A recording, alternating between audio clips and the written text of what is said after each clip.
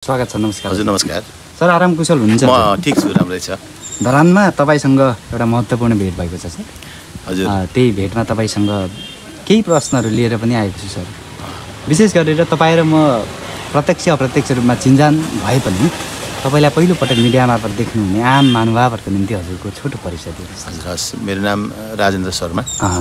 म महेन्द्र क्याम्पसमा त्रिभुवन विश्वविद्यालयको सेवाबाट हजुर सहप्राध्यापक पदबाट म 2076 सालमा रिटायर्ड भएको छु र रिटायर्ड जीवन चाहिँ म यस्तै सामाजिक कामहरूमा यस्तै राजनीतिक विचारहरू राख्ने क्रममा यसरी नै जीवन गुजारा गरिरहेको छु।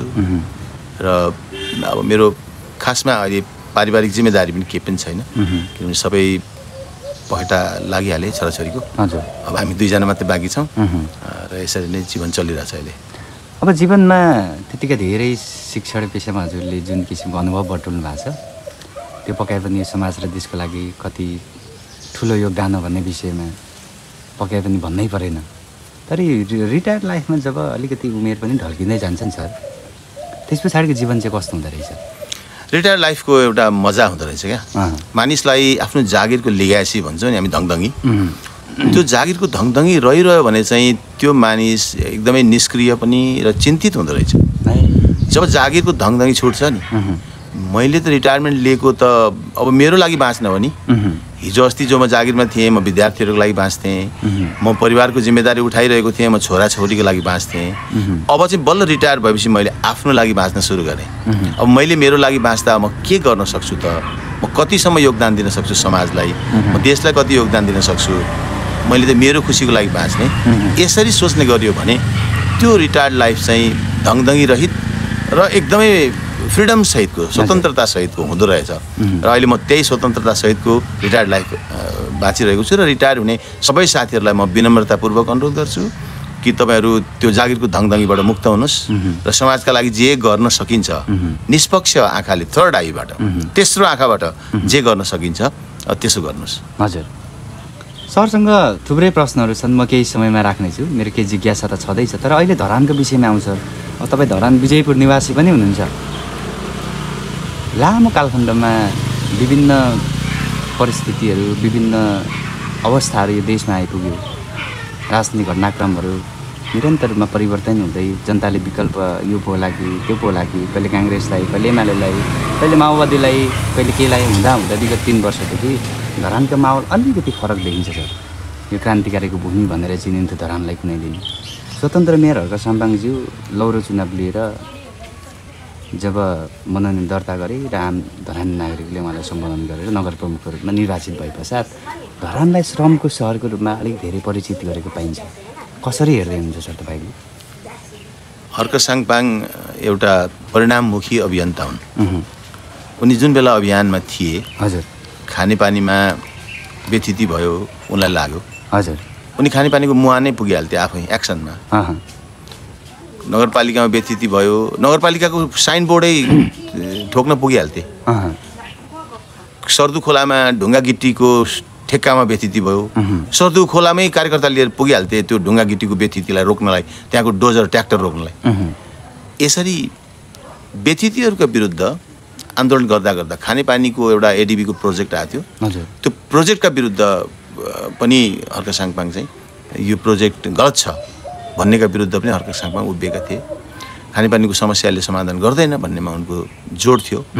त्यसैले उनी एक्सन ओरिएन्टेड अभियन्ता हुन्। उनी कुनै राजनीतिक विचारसँग आबद्ध वैचारिक कार्यकर्ता, नेता होइनन्। उनी परिणाममुखी अभियन्ता यो रूपमा थिए र उनले देखेको जुन भिजन छ नि, हजुर सर, अहिले जुन श्रमको क्रान्ति भइरहेको छ, हजुर, श्रम गर्न फेरि धरानीहरू मात्रै गएका छैनन्। हजुर, धरानदेखि बाहिर यहाँ त पश्चिम धनगढीदेखि, पूर्व झापा मेचीदेखि, सिक्किमदेखिका मानिसहरू श्रम गर्न आएका छन्। धरानीहरू अथवा पूर्वाञ्चलवासीहरू जो बेलायत बस्छन्, हङकङ बस्छन्, तिनीहरू पनि श्रम गर्न आएका छन्। त्यसरी यो श्रम गर्ने जुन अभियान छ, त्यो अभियान त न भूतो न भविष्यति, न इतिहासमा कहिले थियो यत्रो श्रम गरिएको र श्रमको नाममा यत्रो रकम जम्मा भएको र यति राम्रो राम्रो चाहिँ खोलाका बगरहरू सिँगारिएको होइन, यति परपरबाट खानेपानीका पाइपहरू एउटा सानो प्रयासबाट, श्रमबाटै, श्रमदानबाटै ल्याइएको, यो त इतिहासमा कहिले भएको थिएन। त्यसैले श्रमदानको जुन काम छ, त्यो अभियान छ, त्यो अभियानका लागि त अर्क साङपाङलाई प्रशंसा नगरी रहन सकिँदैन। हजुर।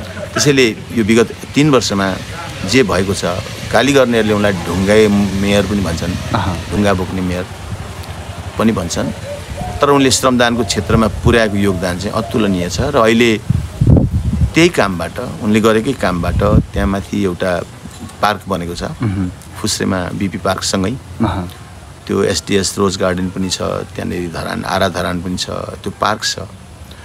त्यो पार्कको आम्दानी पनि लाखौँ रुपियाँ छ वर्षको आम्दानी, त्यसले आम्दानी पनि भएको छ।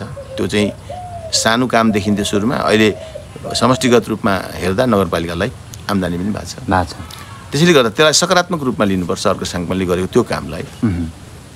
तर यो श्रमदानको जुन सानो सानो कामबाट भएको थोरै थोरै आम्दानी छ नि, के त्यो आम्दानीले उपमहानगरपालिकाको विकासको भोक मर्छ? प्रश्न यहाँनिर छ। प्रश्न त्यहाँनिर आउँछ। हामीलाई त धेरै पूर्वाधारहरू चाहिएका छन्। हाम्रा धरानलाई, सहरलाई केन्द्रबिन्दु बनाएर बसाइसराई भएर आउने मानिसहरूको घरबार विहीनहरू, सुकुम्बासीको ठुलो बस्ती छ यहाँ, उनीहरूलाई सुरक्षित आवास चाहिएको छ। ती तमाम सुकुम्बासीका छोराछोरीहरूलाई सुलभ शिक्षा चाहिएको छ, हामीलाई सुलभ स्वास्थ्य चाहिएको छ, र ती तमाम मानिसहरूलाई रोजगारी चाहिएको छ। रोजगारी नपाएर मानिसहरू विदेश जान बाध्य छन्, पलायन हुन बाध्य छन्। यो सबै कुराको भोक उपमहानगरपालिकामा रहने नागरिकहरूको त्यो भोकलाई यो श्रमदानले पुरा गर्ला त? यसले योगदान दिन्छ, थोरै योगदान दिन्छ, हजुर, तर यो भोक त पुरा मार्न सक्दैन भन्ने कुराको एउटा प्रश्न चाहिँ अहिले उठेको छ। अब सर, यो त भयो विगत 3 वर्षदेखि धरानमा देखिएको श्रम अभियानको केही राम्रा पक्ष र केही तपाईँको एउटा प्रश्न। यसका उत्तरहरू केही बाँकी वर्षहरूले अझै पनि दिँदै जाला पक्कै पनि। अब धरानमा उठेको अहिले सर पछिल्लो समयमा यो उठेको विषय छ, हुन त खानेपानीको मुद्दा धेरै लामो समयदेखि तपाईँहरूले पनि आफैले पनि थुप्रो आफ्नो जीवनकालमा उठाउनु भयो भने पक्कै ती प्रश्नहरू उठेका छन् सरहरूको तर्फबाट पनि। यो पछिल्लो समयमा जुन 6 अर्बको कुरा छ, सरकारले दिएको अनुदान हो कि ऋण हो भन्ने विषयमा पनि कतिजना चाहिँ क्लियर छैन, प्रष्ट छैन। तर मात्र यति कुरामा प्रश्न छन् कि आम जनता, मेयर अर्क साङपाङज्यूले यो ऋण लिनु हुँदैन, धरानी जनताको टाउकोमा म ऋण बुकाउन चाहन्न भनेर उहाँले एउटा अभिव्यक्ति दिनुभएको छ। र त्यो अझै पनि प्रक्रिया त बढ्दै होला, तर उहाँले सम्बोधन गरेको विषय छैन सर। धरान खानेपानीको लागि 6 अर्बको ऋण लिन ठिक छ, कुन कुन एङ्गलमा लिन ठिक छैन, कुन कुन एङ्गलमा छ, तपाईँलाई के लाग्छ? यहाँनिर दुईवटा कुरा गाँसिरहेका छन्। हजुर। यो अहिले 6 अर्बको जुन आयोजना छ नि, त्यो आयोजनासँग दुईवटा कुरा गाँसिन्छ। पहिलो कुरा चाहिँ धरानवासीले त्यसको डकुमेन्ट हेर्न पाएको छैनन्। डकुमेन्ट हेर्न नपाउँदा अहिले अरेको भरमा मात्रै हामी कुरा गरिरहेछौँ। मन्त्री प्रदीप यादव धरान आए, उनले सार्वजनिक ठाउँमा भाषण गरे, उनले मेयरलाई फोन गरेछन्, मेयरले फोन रिसिभ गरेनन् अरे, अनि उनले सार्वजनिक ठाउँमा भाषण गरे, कुचिएको गाग्री लिएर सिंहदरबार आउने पानी माग्न, अनि पानीको प्याकेज बोकेर म चाहिँ पैसा बोकेर धरान आउँदा मसँग सम्पर्क नगर्ने, फोन पनि नउठाउने, जवाफ पनि नदिने, यो कस्तो खालको चरित्र हो भनेर उनले चाहिँ एउटा प्रश्न गरे। हजुर। भनेपछि 6 अर्बको प्याकेज लिएर प्रदीप यादव आएका थिए भन्ने कुरा हामीले मिडियाबाट थाहा पायौँ। हजुर। हामीले कागज देखेको छैन। र उनकै भाषणमा भनिएको थियो कि यो 6 अर्ब मध्ये 85% चाहिँ अनुदान हो र 15% मात्रै यसमा चाहिँ ऋण छ भनिएको छ। 6 अर्बको 15% भनेको 90 करोड मात्रै ऋण हो, अरू सबै अनुदान हो भनिएको छ। त यो यति ठुलो रकम अनुदानमा आउँदैछ भने अनुदानको सदुपयोग किन नगर्ने? ऋण त थोरै छ, 90 करोड मात्रै छ। धरान त पानीको समस्यामा छँदै नै छ। अहिले जुन धरानको जनसङ्ख्या छ लगभग 2 लाख जनसङ्ख्या छ, र त्यो 2 लाख जनसङ्ख्यालाई अन्तर्राष्ट्रिय स्तरको स्ट्यान्डर्ड अनुसार पनि एक व्यक्ति बराबर 100 लिटर प्रतिदिन गर्ने हो भने 2 करोड लिटर प्रतिदिन पानी चाहिन्छ। र धरानको अहिलेको वर्तमान विद्यमान उत्पादन क्षमता भनेको चाहिँ लगभग 1 करोड 52 लाख 1 करोड 50 लाख लिटर पानी उत्पादन गर्ने क्षमता छ बर्खामा। हिउँदमा 90 लाख लिटर उत्पादन गर्ने क्षमता छ भने हामीसँग सर्टेज छ पानी। बर्खामा 50 लाख लिटरको र हिउँदमा 1 करोड 10 लाख लिटरको सर्टेज छ। र त्यो सर्टेज पानीलाई पुरा गर्न अर्क साङपाङजीले जो खोला खोल्सी निसाने पकुवा विभिन्न कोकाबाट पाइपबाट पानी ल्याउनु भएको छ, त्यसले 8 देखि 10 लाख लिटर पानीको आपूर्ति चाहिँ भएको छ।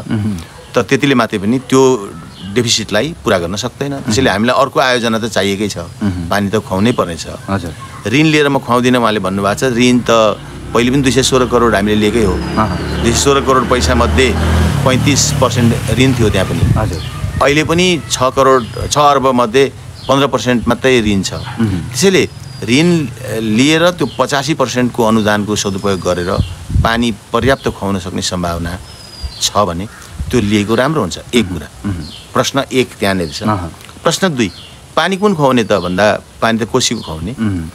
कोसी नदी चाहिँ हाई सिल्टेसन भनेको धेरै बालुवा बगाउने नदी हो र त्यो कोसी नदीमा घातक चिजहरू पनि बगेर आउँछन्। माइका, सिलिका जस्ता चिजहरू, धातुहरू बगेर आउँछन् जुन चाहिँ त्यो कार्सिनोजेनिक हुन्छ।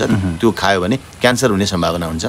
त्यसैले गर्दा प्युरिफिकेसन र फिल्ट्रेसनको लागि अलिक धेरै खर्च, निरन्तर खर्च गर्नुपर्ने ठुलो प्युरिफिकेसन प्लान्टहरू राख्नुपर्ने हुन्छ। तर पनि त हामीसँग 85% अनुदानमा त जम्मा 5 अर्ब 10 करोड पैसा त छ नि होइन। त्यसैले गर्दा चतराको पानी प्युरिफिकेसन प्लान्ट, फिल्ट्रेसन प्लान्ट राखेर हामीले ल्याउन सक्ने सम्भावना छ। र यो अरेको कुरा जुन छ नि, हामीलाई 85% अनुदान र 15% मात्रै लोन भन्ने कुरा, यदि यो साँचो हो भने त्यो थोरै लोन बोकेर धेरै पानी खान पाउने सपना धरानीहरूको पुरा हुन्छ र त्यो पुरा गरेको राम्रो हुन्छ। राम्रो हुन्छ।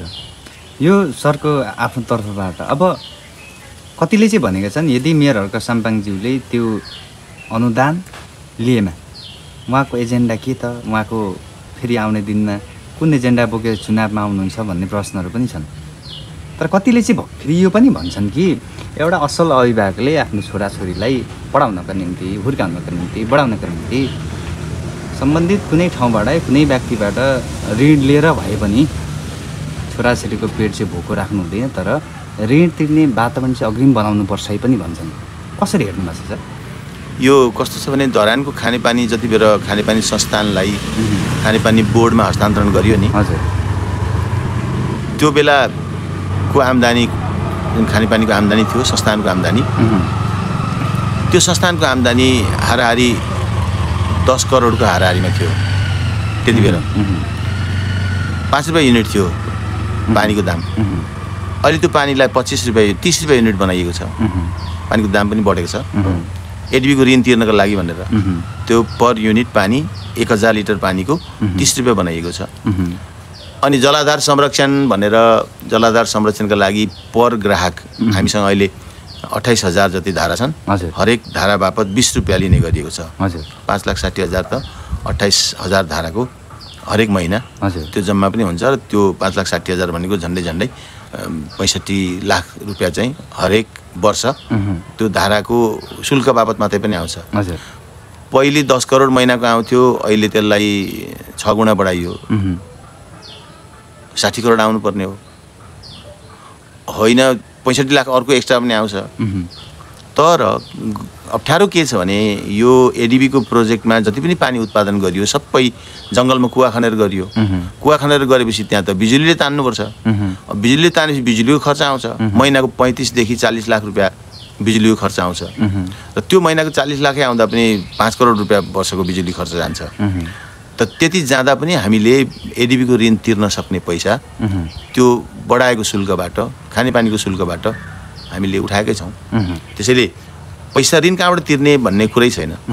अहिले हामी 30 रुपियाँ लिइरहेका छौँ र भोलि त्यो 15% लोन हुँदा 90 करोड जुन ऋण थपिन्छ त्यो ऋण बाबत अब हामी 5 रुपियाँ बढाउँछौँ है, 30 लाई 35 पार्छौँ भन्दा धरानी जनताले नाइ भन्ने कुरै छैन।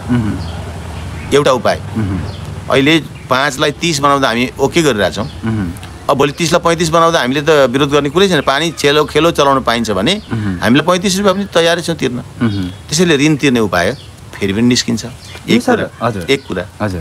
दोस्रो कुरा, धरानी जनताहरू चाहिँ कस्ता छन् भने जसरी अहिले श्रमदानका लागि उहाँले पहिलो वर्ष नै श्रमदानमा 7 करोड पैसा उठाउनु भयो। त्यही 7 करोडको हो त्यहाँनिर बनेका पार्कहरू, त्यहाँनिर बनेका पाइप, तानिएका पाइपहरू, त्यो 7 करोड भित्रको लगानी हो श्रमदानमा उठेको पैसाको र जनताले गरेको श्रमदानबाट ती सबै निर्माणहरू भए।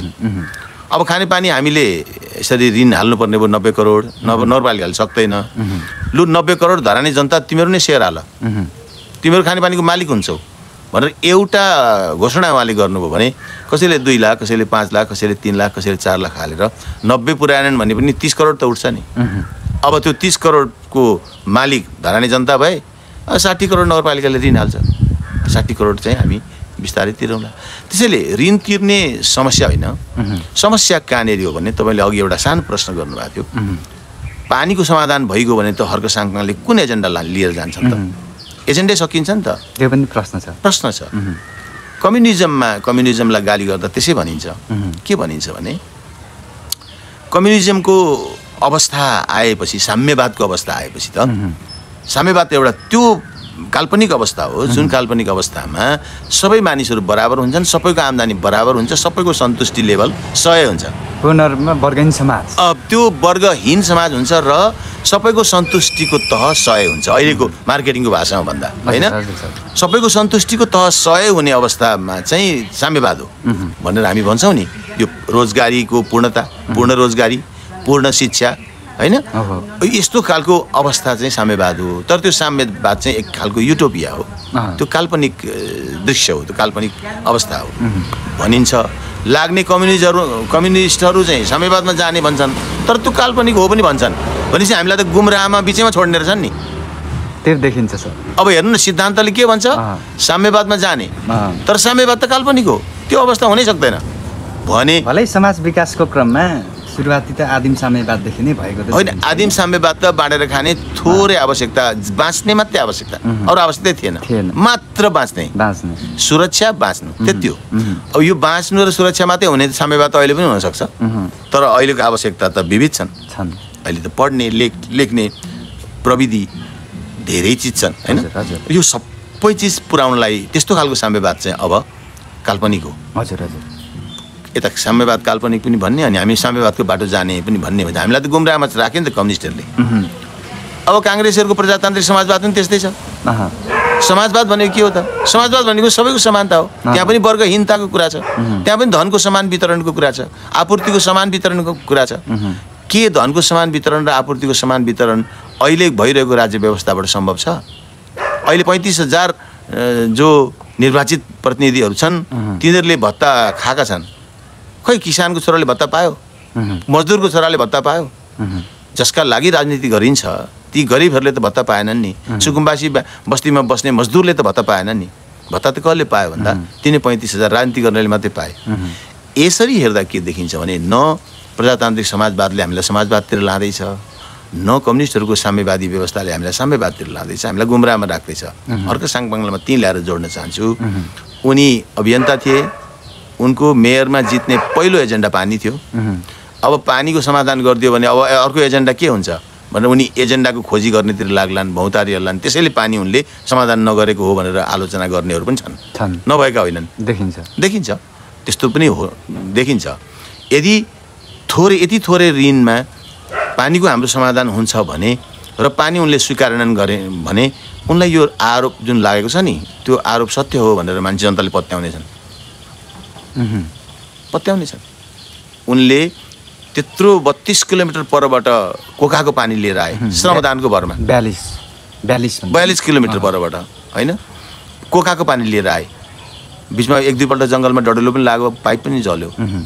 त यो त त्यस्तो पाइपमा होइन, डक्टाइल पाइपमा आउँछ, जल्दा पनि जल्दैन, जमिनमा नि गाडिएर आउँछ। त्यस कारणले गर्दा यो समाधानलाई अब स्वीकार गर्नुपर्छ, किनभने हामी धरानवासी सधैँ प्यासाको प्यासा रहन चाहँदैनौँ। हाम्रो त प्यास मेटिन्छ। अब डाक्टर साहब के भन्ने, पार्टी या दलका प्रतिनिधिहरू भन्नुहुन्छ अनिवार्य यो जुन किसिमले अनुदान आएको छ यसलाई लागू गर्नुपर्छ। मेयर हर्क साङपाङज्यू भन्नुहुन्छ अब जनता बोल्छन् है यस विषयमा। तपाईँ पनि धरानको जनता मात्रै होइन, तपाईँ त एक बौद्धिक वर्गमा पर्नुहुने, तपाईँ विश्लेषक पनि हुन्छ, तपाईँ प्रोफेसर डाक्टर साहब हुनुहुन्छ। यो 1-2 शब्दमा भन्नु पऱ्यो भने लिँदा ठिक या नलिँदा ठिक धेरै देखिन्छ डाक्टर साहब? मैले त निष्कर्ष धेरैपल्ट पत्रकार साथीहरूसँग कुरा पनि गरिसकेको छु। अब यो यति आकर्षक आयोजना छ, हुन त सबै डकुमेन्ट हेर्न पाएको छुइनँ मैले, तर त्यो 85 र 15 को जुन कुरा आएको छ नि, 85% अनुदान र 15% मात्रै ऋण। यदि त्यस्तो 15% मात्रै ऋणमा हो भने 90 करोड मात्रै ऋण हुन्छ मैले दुईटा विकल्प बताएको छु कि त्यसमा कारण पनि डाक्टर साहबले बताइसक्नु भयो। दुईटा विकल्प, एउटा चाहिँ 5 रुपियाँ शुल्क बढाएर त्यो 90 करोड लोन तिर्ने, अर्को सेयर बेचेर आधा सेयर बेच्ने, आधा मात्रै लोनमा पर्ने। त्यो दुई खालको चाहिँ उपायबाट तिर्न सकिन्छ र यो आकर्षक योजना छ यदि 85 नै अनुदान हो भने। होइन हामीलाई ऋणको भार धेरै बोकाइन्छ भने हर्क साङपाङ ठिक हो। तर फेरि यो पनि अर्को प्रश्न पनि आउँछ नि डाक्टर, मिलम्चीको जस्तो फेरि यो एजेन्डा मात्रै त बन्दिँदैन होला? यदि एजेन्डा मात्रै बन्यो भने हर्क साङपाङको राजनीति जीवित रहन्छ नि, उनलाई फाइदै हुन्छ त। फेरि त्यता त अर्को उत्तर पनि छ, प्रश्न पनि छ। उसलाई त फाइदै छ त। यदि खानेपानी दिन्छु भनेर हामीलाई एकपल्ट फेरि सरकारले झुक्क्यायो भन्न पाउँछन् नि। हर्क साङपाङको राजनीति त जीवित रहन्छ, पानीमै जीवित रहन्छ। अर्को उनले एजेन्डा खोज्नै पर्दैन। मैले अघि पनि भनेको छु कि राजनीतिक दलहरू चाहिँ डक्ट्रिनको आधारमा चल्छन्, विचारको सिद्धान्तको आधारमा। यद्यपि सबै सिद्धान्तबाट च्युत छन्। कम्युनिस्टहरू कम्युनिस्टको सिद्धान्तबाट च्युत छन्, प्रजातान्त्रिक समाजवादीहरू प्रजातान्त्रिक समाजवादीको सिद्धान्तबाट च्युत छन्, बाँकी अरू मिश्रित राजनीतिक विचार बोक्नेहरू त्यहाँबाट च्युत छन्। उनीहरू हिँड्नुपर्ने गन्तव्यतिर गएका छैनन्। तर हर्क साङपाङ त राजनीतिक विचारबाट आएका होइनन्, उनी त मुद्दाबाट जन्मिएका हुन्। उनी मुद्दा र एक्सन त्यसबाट जन्मिएका हुन्। त्यस कारणले गर्दा उनी त मुद्दाबाट च्युत भएको छैनन्। उनको पानीको मुद्दा यथावत छ, उनको भ्रष्टाचारको मुद्दा यथावत छ, उनका मुद्दाहरू अहिले पनि जीवित छन्। देशबाट भ्रष्टाचार निर्मूल भएको छैन, देशबाट व्यथितिहरू निर्मूल भएका छैनन्, पानीको समस्या समाधान भएको छैन।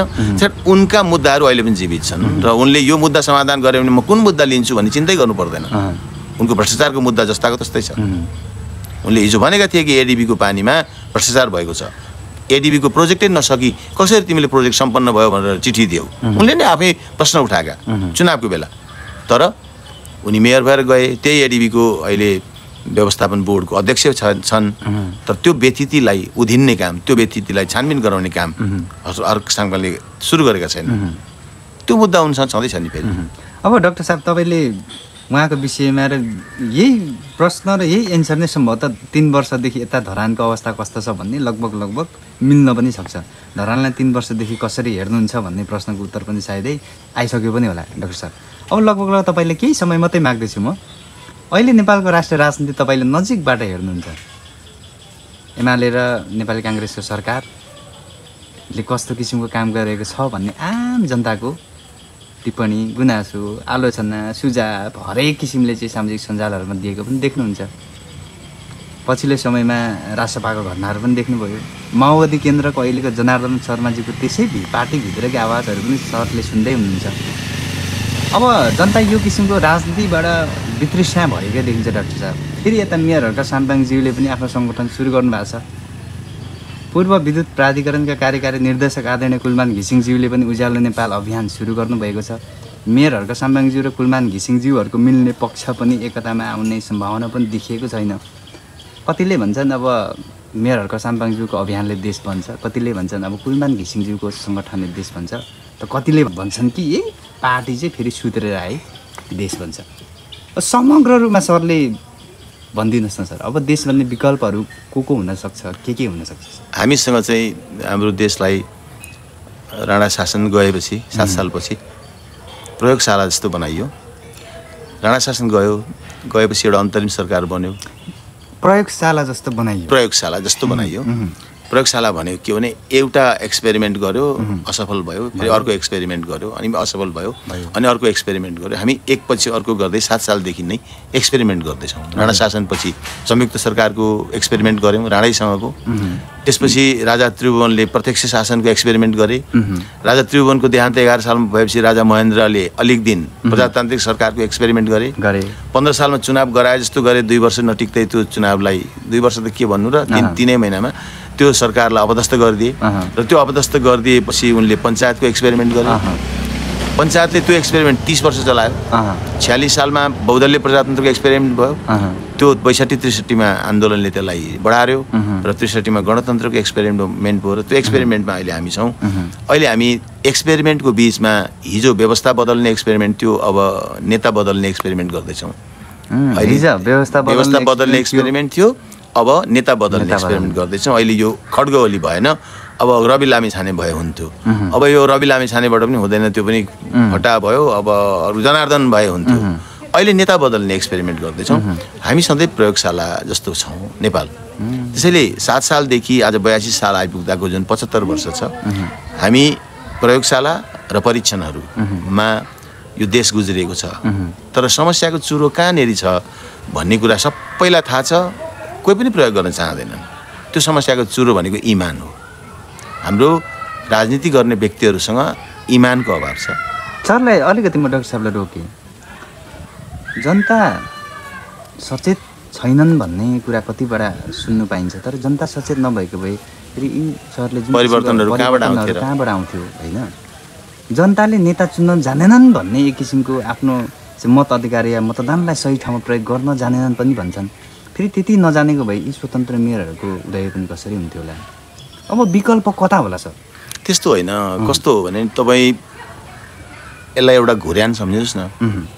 यो नेपाल एउटा घुर्यान हो, जहाँ एउटा हामीले धेरैवटा खोर्सानीको घुर्यान सम्झिनुहोस्। हामीले खोर्सानी लगाएको छौँ। खोर्सानीको जे चरित्र घुर्यानमा हुन्छ नि, त्यो टिपेर टेबलमा सजाउँदा पनि त्यसले आफ्नो चरित्र छोड्दैन। अकबरे खोर्सानीको घुर्यान छ भने अकबरे खोर्सानी जस्तो बोटमा पिरो हुन्छ, त्यो टिपेर टेबलमा लगेर काटेर खाँदा पनि त्यो त्यस्तै पिरो हुन्छ। त्यसैले हामीले त्यही घुर्यानबाट नेता टिप्दा त्यही पिरोपन हरेक नेतासँग छ। म के भन्न खोजिरहेको छु भने हाम्रो घुर्यानमै इमानको अभाव छ। घुर्यानमै किनभने हाम्रो सामाजिक सोच कस्तो विकास भएर गयो भने भन्सारमा काम गर्ने, कर कार्यालयमा काम गर्ने पिउनलाई बरु छोरी दिने, कलेज पढाउने मास्टरलाई नदिने। यसले पाल्न सक्दैन। ऊ त्यहाँको पिउनले गाडी कुदाएर हिँड्छ। वरियता क्रममा त माविको शिक्षकलाई भर्खर सरकारले राख्दैछ। वरियतामा बल्ल माविका शिक्षकहरू त्यो पनि शाखा अधिकृत सरह भनेर भर्खर राखिँदैछ। यसको अर्थ के हो भने घुस खान पाउने, भ्रष्टाचार गर्न पाउनेले कमाएको सम्पत्तिलाई वैध मानिदिने, तिनीहरूमा कारबाही नहुने, एक्का दुक्का कारबाही गरिदिए जस्तो गरेर हाम्रो आँखामा छारो हाल्ने। तर चप्पल लगाएर काठमाडौँ छिरेका नेताहरू सबै 2-2 रोपनी 3-3 रोपनीमा घर बनाउने, उनीहरूको सम्पत्ति छानबिन नहुने भनेपछि यहाँ इमानको अभाव छ। व्यवस्थाको केही गल्ती छैन, गल्ती छैन, व्यक्तिको इमानको अभाव छ। त्यसैले हामी एक्सपेरिमेन्ट गर्दैछौँ, कहिले व्यवस्था परिवर्तन गर्ने, कहिले नेता परिवर्तन गर्ने एक्सपेरिमेन्ट। यो एक्सपेरिमेन्टबाट हामीले केही पाउँदैनौँ। व्यवस्था चाहिँ परिवर्तन सम्भवतः यो भन्दा अन्तिम विकल्प नहोला। अन्तिम विकल्प पनि हुन्छ। जस्तै अब छन् नि थुप्रै अरू बाँकी व्यवस्था, सङ्घीय लोकतान्त्रिक गणतन्त्र भन्दा सङ्घीय लोकतान्त्रिक गणतन्त्र पछाडि पनि अर्को विकल्प पनि छ। अर्को विकल्प भनेको सैनिक शासन। त्यो पनि त हामीले अहिलेसम्म गरेका छैनौँ, अनुभव गरेका छैनौँ। अब त्यो अनुभव गर्न पनि त छ। तानाशाह, त्यो पनि हामीले अनुभव गरेका छैनौँ। र उत्कृष्ट त होइन, बेस्ट त यो हुँदै हो। लोकतान्त्रिक गणतन्त्र जस्तो बेस्ट त केही छैन। यो जस्तो स्वतन्त्रता भएको, यो जस्तो सबैले जनताको छोरोले राष्ट्रपतिसम्म हुन पाउने व्यवस्था, राष्ट्रपतिसम्म प्रधानमन्त्रीसम्म भएर जनताको छोरोले नै शासन सत्तालाई राम्रोसँग चलाउन पाउने व्यवस्था अर्को हुनै सक्दैन। तर एक्सपेरिमेन्ट गर्दै जाँदा अरू बाँकी रहेको व्यवस्था पनि एक्सपेरिमेन्ट नहोला भन्न सकिन्न, हुनसक्छ। तर हामी निरन्तर एक्सपेरिमेन्टमा लागेका छौँ। एन्सर सधैँ के आएको छ? हामीले सधैँ गाली गर्ने गरेको छौँ, नेताहरू फटा भए, नेताहरूले भ्रष्टाचार रोक्न सकेनन्, नेताहरू भ्रष्ट भए, उनीहरू आफै धनी भए, जनतालाई केही सुविधा दिएनन्। अहिले 2/3 लगभगको सरकार छ काङ्ग्रेस र एमालेको। यति बेर जनजीविकाका सवालहरूलाई सम्बोधन हुनुपर्ने हो। यति बेर हामीले सुपथ मूल्यका बजारहरू खुलेको हुनुपर्ने हो। हामीले सस्तोमा सामान सब्सिडीमा पाएको हुनुपर्ने हो। यति बेर विदेश जाने रोजगारीका लागि महिनाको 30,000 रुपियाँ कमाउन मजदुर जो खाडी क्षेत्र जान्छ र मलेसिया जान्छ, ती मजदुरहरू नेपालमै रोकिएर यी काम पाउनुपर्ने हो, रोजगारीको अवसर पाउनुपर्ने हो। तर त्यस्तो केही भइरहेको छैन। यति बेर देशले मुहार फेर्ने गरेका ठुल्ठुला आयोजनाहरू लागू हुनुपर्ने हो, त्यस्तो ठुलो आयोजना केही लागू हुन सकेको छैन। यति बेर हामी तेल किन्दा ऋणमा डुबेका छौँ विदेशबाट। त्यो तेल किन्दा ऋणमा डुब्ने मान्छेले हामीसँग 1,83,00,000 मेगावाट बिजुली चाहिँ उत्पादन गर्ने, 1,83,000 मेगावाट बिजुली उत्पादन गर्ने चाहिँ क्षमता छ। त्यो 1,83,000 मध्ये हामी जम्मा 3,000 मेगावाट पनि उत्पादन गर्न सकेका छैनौँ र रेलले चल्ने बिजुलीले चल्ने रेलहरू बनाउन सकेका छैनौँ। त यस कारणले हाम्रा नेताहरूको इमान, हाम्रा नेताहरूको प्लानिङ क्षमता, हाम्रा नेताहरूले राज्यका प्रति देखाएको जुन दायित्व छ, त्यो दायित्वमा खोट छ, व्यवस्थामा खोट छैन। योभन्दा उत्तम व्यवस्था हुँदैन। अब सर अन्तिममै आएँ म, किनभने तपाईँसँगको मेरो पहिलो संवाद छ। आगामी आउने दिनहरूमा हजुरसँग थुप्रै विषयमा मलाई संवाद गर्न अझै पनि केही जिज्ञासाहरू पनि छन् र केही थुप्रै प्रश्नहरू पनि छन् सर। अब अलिकति हजुरको आफ्नो व्यक्तिगत जीवन र तपाईँले अघि जुन मसँग अफ स्क्रिन राख्नुभएको कुरा राजनीतिक विश्लेषक आदरणीय डाक्टर सुरेन्द्र केसीज्यूको हजुर त मित्र पनि हुनुहुँदो रहेछ। मेरो साथी जस्तो दाइ एउटा कलेजमा पढ्नुभयो। उहाँको विश्लेषण जुन तरिकाले विश्लेषण गर्नुहुन्छ त्यो आम नेपाली नागरिकले अलिक धेरै रुचाउने गर्छन्। तपाईँ पनि यतिका राम्रो विश्लेषक हुनुहुन्छ, यतिका डाक्टर साहब धरानमा हुनुहुँदाखेरि अलिक धेरै मिडियाहरूमा या त्यति धेरै चाहिँ सर देखिँदैन। भलै तपाईँसँग मैले भेट्न पाएँ सर, यतिको उमेरसम्म आउनुभयो सर। भलै तपाईँमा धेरै चेतनाहरू थिए, हरेक विषयवस्तुमा ज्ञान थिए र उमेरभन्दा अलिक भर्खरको पनि देखिनुभयो होला। जीवन के रहेछ सर, यतिका समयमा आएर हरेक जीवनलाई चाहिँ भोग्दै आउनुभयो, शिक्षा दीक्षा दिँदै आउनुभयो, देश र समाजलाई आफ्नो किसिमको योगदान दिएर आउनुभयो। जीवनलाई कसरी बुझ्नुभयो सर? अब यो जीवन कस्तो हुन्छ भने यो वान सर्ट प्रोजेक्ट भन्छौँ नि हामी, एकपल्ट पाउने हो। म पुनर्जन्ममा विश्वास गर्दिनँ। अहिले एकपल्ट जो जीवन पाइयो यसैको सदुपयोग गर्ने हो। यो सदुपयोग भने के हो त भन्दा आफ्ना लागि हरेक मान्छेले आफ्ना लागि राम्रो गर्नुपर्छ, आफ्नो लागि आफ्नो परिवारको लागि राम्रो गर्नुपर्छ। त्यसको अर्थ के होइन भने अर्काको लागि नराम्रो गरेर भए पनि आफ्नो लागि राम्रो गर्नुपर्छ भन्ने सोचबाट अहिले नेपाली समाज गुज्रेको छ। अहिले नेताहरूले धेरै पैसा कमाए भनेर हामी गाली गर्छौँ। अहिले मुलुक व्यापारी, नेता र कर्मचारीहरूको एउटा त्रिकोणीय जालो, जसलाई मैले नेक्सस भन्ने गरेको छु, ट्रायङ्गुलर नेक्सस, त्यो ट्रायङ्गुलर नेक्ससमा फसेको छ। हजुर, व्यापारीहरू पैसा लगानी गरेका हुन्छन् व्यवसायमा, उनीहरू त्यो लगानी गरेको पैसाको प्रतिफल छिटो कमाउन चाहन्छन्। त्यो छिटो कमाउने उपाय कसरी हुन्छ त भन्दा उनीहरूले त्यसबाट कर्मचारीहरूलाई प्रभावित पार्छन्। कर्मचारीहरू सचिवसम्मका तहका कर्मचारीहरूले राजनीतिक दलका नेताहरूलाई प्रभावित पार्छन्। कर्मचारी एक्लैले पनि भ्रष्टाचार गर्न सक्दैनन् नेता नमिलिकन, किनभने कारबाही गर्ने त नेताको हातमा छ। नेतालाई पनि पैसा कमाउनु परेको छ, जोगी हुन राजनीति गरेको हो र हामीले भन्ने थुप्रै नेताले भाषण गरेका छन्। अहिले नेताका ठुल्ठुला बिल्डिङहरू छन्, ठुल्ठुला स्कुलहरू छन्, ठुल्ठुला कलेजहरू छन्, नेताका आलिसान घरहरू छन्, नेताका चिल्ला गाडीमा हिँड्छन्, नेताका परिवारका मान्छेहरू विदेशमा पढ्छन्। यो सबै भएको छ, आम जनताले देखिरहेको छ। त यो नेक्ससको कारणले हामीले दुःख पाएको छौँ र यो दुःखको निराकरण हामी जस्तै सचेत नागरिकहरूले भोइसद्वारा, पत्रकारहरूको भोइसद्वारा त्यो दुःखको निराकरणका लागि हामीले आवाज उठाउनुपर्छ। हर्क साङपाङको तपाईँले प्रश्न धेरैपल्ट उठाउनुभयो।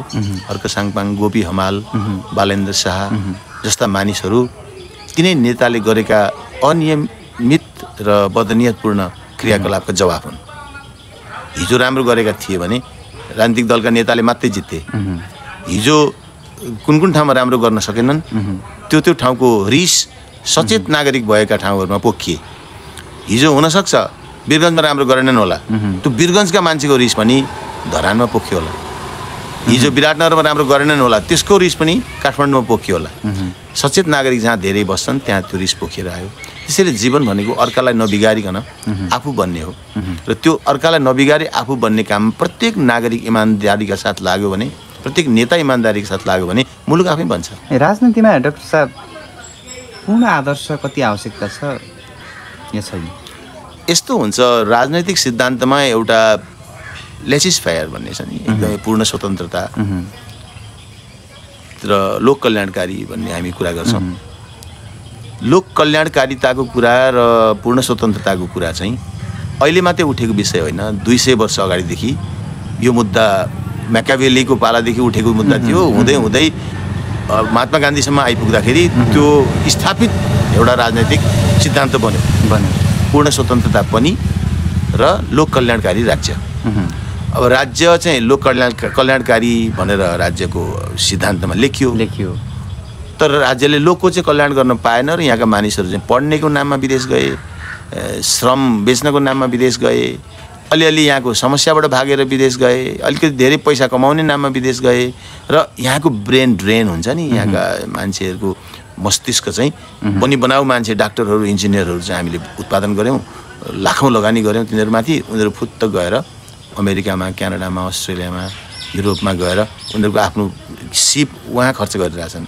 बनायौँ हामीले, लगानी हामीले गऱ्यौँ, पढायौँ हामीले, उत्पादन हामीले गऱ्यौँ, हाम्रो उत्पादनको उपभोग चाहिँ कसले गर्यो भन्दा विदेशीले गरिरहेछ बिना लगानी। उसले त डाक्टर बनाउने एक पैसा खर्च गरेको छैन, तर हाम्रो डाक्टरले अस्ट्रेलियामा सेवा गरिरहेछ। त यस्तो खालको अवस्थाको सिर्जना चाहिँ लोक कल्याणकारी राज्यमा त्यो लोकको कल्याण होइन।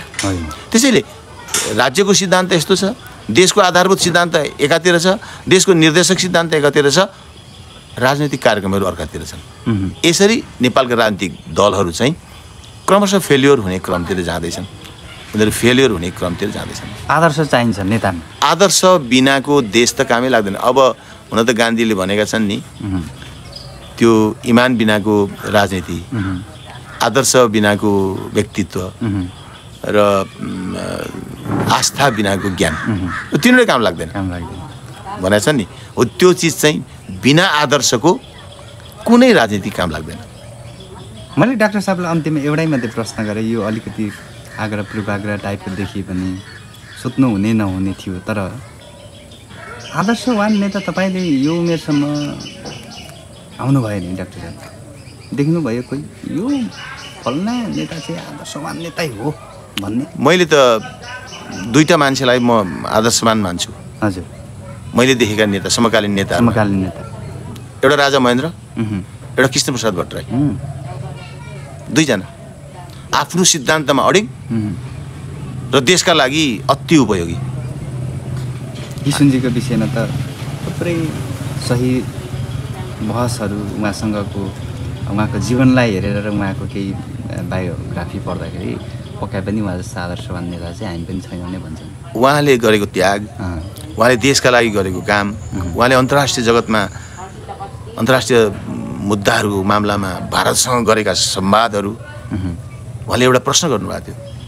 उहाँ प्रधानमन्त्री भएर इन्डिया जानुभएको थियो, भारतीय पत्रकारले उहाँलाई घेरे र भने के हो तपाईँहरूको देशमा त भारतीय मूलको मान्छेलाई त सेनामा लिनु न अरे त भर्ती के हो भनेर विभेद छ अरे नि त्यहाँ त सेनामा भनेर प्रश्न गरे। उहाँले जवाब दिनुभयो, हो अनि गोर्खा भर्ती केन्द्रमा त भारतले पनि नेपालबाट थुप्रै मान्छे ल्याउँछ, भारतीय मूलकोलाई कतिजनाले ल्याउँछ सोध्नु नि भनेर, उतै सोध्नु नि तिम्रो सरकारलाई भनेर यस्तो जवाब दिनुभयो। सबै पत्रकारहरू अवाक भए। भन्नु मतलब राष्ट्रवादिता भन्ने जुन चिज छ नि, त्यो उहाँसँग राष्ट्रवादिता पनि थियो, प्रष्टता पनि थियो र इमान पनि थियो। हजुर, अब अन्तिममा आएँ सर, तपाईँसँग थुप्रो कुरा गरेका छौँ, बाँकी प्रश्न त म तपाईँसँग आउने दिनहरू फेरि गर्नेछु। 2046 साल पछाडिको राजनीतिक घटनाक्रमलाई हेर्दै आउँदाखेरि तपाईँले केही विषयहरू पनि महत्त्वपूर्ण विषय पनि राख्नु भएको छ र अहिले चाहिँ अलिक धेरै नेपाली आम नागरिकले अब यी 3 जना स्वतन्त्र मेयरको नाम बाहेक अरू तपाईँले कुनै बाटोमा हिँड्दै गरेको विद्यार्थीलाई हाम्रो देशको प्रधानमन्त्री र राष्ट्रपतिको नाम के हो भन्ने थाहा छैन। यी 3 जना स्वतन्त्र मेयरहरूको नाम थाहा छ। यस्तो हुनुको विशेष 1-2वटा कारणहरू बताइदिनुहोस्। मैले चाहिँ अघि 2टा कारण भने। पहिलो कुरो चाहिँ हामी राजनीति गर्ने मानिसहरू डक्ट्रिनको आधारमा राजनीति गर्नु पर्थ्यो, विचारको आधारमा। विचारबाट च्युत भए।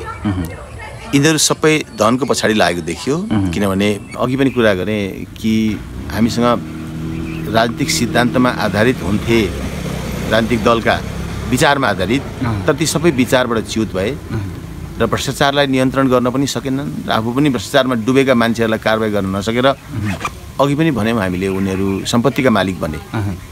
सारा जनताले देखिरहेका छन् कि दलका मानिसहरू त एकपछि अर्को गर्दै सम्पत्तिको मालिक बन्दैछन्। हिजो हामीसँगै चिउरा भुजा खाएर गएका नेताहरू आज काठमाडौँमा आलिशान बङ्गलामा बस्छन्, चिल्लो गाडीमा हिँड्छन्। त्यो आम जनताले देखेको विषय भयो। त्यसकारणले दलका प्रति जनताको विश्वास बिस्तारै घुम्दै गयो। दलकै गतिविधिले, दलकै नेताहरूको चरित्रको गतिविधिले दलका प्रतिको विश्वास घट्यो र त्यो विश्वास घटेको कुरा चाहिँ चेतनशील मानिसहरू बसेको सहरहरूमा मुखरित भयो। काठमाडौँमा मुखरित भयो, धरानमा मुखरित भयो, धनगढीमा मुखरित भयो र जनकपुरमा मुखरित भयो। 4 जना मेयर स्वतन्त्र जिताछन् जम्मा, होइन? त यसरी यो मुखरित हुनुको पछाडि राजनीतिक दलकै मानिसहरूको गतिविधिले गर्दा वितृष्णा आएको। त्यसकारणले राष्ट्रपतिको नाम, प्रधानमन्त्रीको नाम नभन्लान्, स्वतन्त्र मेयरहरूको नाम चाहिँ भन्न सक्छ। अन्तिममा सर, हजुरलाई देख्नु सबैजना आम नेपाल दाजुभाइ तथा दिदीबहिनीहरूलाई तपाईँ हाम्रो यो पहिलो संवाद मार्फत केही भन्न छुटेका महत्त्वपूर्ण कुराहरू रहेर तपाईँको सन्देश छोडिदिनुहोस् न सर। अब भन्न त मैले धेरै कुरा तपाईँसँग कुरा गरिसकेँ। अब यो बैठकमा भन्नुपर्ने नयाँ कुरा त केही छैन, तर अन्तिममा एउटा कुरा भन्न चाहन्छु कि अघि पनि एकपल्ट भनेको थिएँ, राजनीतिकर्मी, व्यापारी र कर्मचारी, ब्युरोक्रेसी, यो तीनवटाको नेक्ससबाट मुलुकलाई मुक्त नगरेसम्म, एक्सपेरिमेन्ट मात्रै गरिराखेर, प्रयोगशालाको रूपमा प्रयोग मात्रै गरिराखेर देशले काँचुली फेर्दैन। देशले काँचुली फेर्न इमान चाहिन्छ र यो नेक्सस ब्रेक हुनुपर्छ। हस्, समय र समाजको निम्ति हजुरलाई हस्, धन्यवाद देवाङजी, तपाईँलाई पनि धेरै धेरै धन्यवाद। नमस्कार। पहिलोचोटि भेट भयो, यसमा म पनि अत्यन्तै हर्षित छु र यो मेरो सन्देश तपाईँको यो मिडिया मार्फत जतिजनाले सुन्नुहुन्छ म प्रतिक्रियाको आशा पनि गर्दछु। नमस्कार। हस्, नमस्कार।